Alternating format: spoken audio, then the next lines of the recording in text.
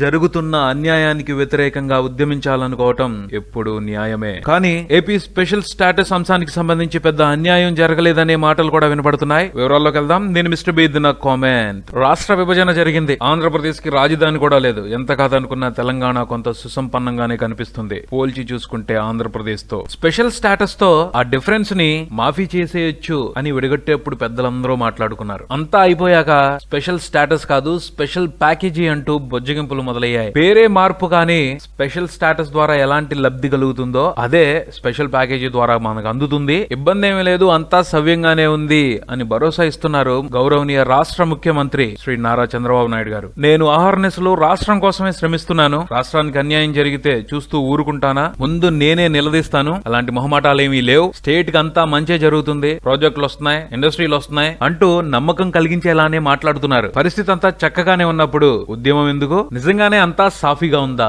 ఆంధ్రప్రదేశ్ భవిష్యత్తుకి, ఆంధ్రప్రదేశ్ ప్రజల భవిష్యత్తుకి ఏ విధమైన ఇబ్బంది లేదా? స్పష్టత కావాలి. స్పెషల్ స్టేటస్ వస్తే పరిశ్రమలకి 100% ట్యాక్స్ బెనిఫిట్ ఇస్తారు కాబట్టి ఎక్కువ పరిశ్రమలు వస్తాయి, చాలా మందికి ఎంప్లాయ్మెంట్ దొరుకుతుంది అంటున్నారు. అలానే రెవెన్యూ లోటుని కేంద్రం భరిస్తుంది, సంక్షేమ పథకాలకి ఊతం దొరుకుతుంది, రాష్ట్రానికి అవసరమైన నీటిపారుదల ప్రాజెక్టులన్నింటినీ కూడా కేంద్రమే పూర్తి చేయాల్సి ఉంటుంది. ఇలాంటి బెనిఫిట్స్ చాలా చెప్తున్నారు. ఆశగాను ఆనందంగాను ఉంది. కానీ ముఖ్యమంత్రి గారు మనకు ఆ బెనిఫిట్ అందుతుంది అంటున్నారు. తేడా ఎక్కడుంది? నిజంగానే మనకు ఆ బెనిఫిట్ అందుతుందా? ఈ విషయానికి సంబంధించి ఆంధ్రప్రదేశ్ లో ఉన్న మేధావులందరూ యువతకి స్పష్టతనిచ్చి సరైన మార్గనిర్దేశకత్వం చేయాలి. అందుకోసం చలసాని శ్రీనివాసరావు గారు, జయప్రకాష్ నారాయణ గారు, పవన్ కళ్యాణ్ వంటి వారు నడుం బిగించాలి. స్పెషల్ స్టేటస్ కు సంబంధించి ఏం జరిగింది, ఏం జరుగుతుంది, ఏం జరగాలి అని ఉద్యమిస్తున్న కుర్రోళ్లకి పూర్తి అవగాహన కలిగేలా చర్యలు తీసుకుంటే బాగుంటుంది అనిపిస్తుంది. ఎందుకంటే ఇప్పుడు తెలుగు యువత కనబరుస్తున్న ఉత్తేజం నీటి బుడగ కాకూడదు. చిన్న నిర్లక్ష్యం కూడా పెద్ద పొరపాటుకి కారణం అవుద్ది. కాబట్టి పెద్దలు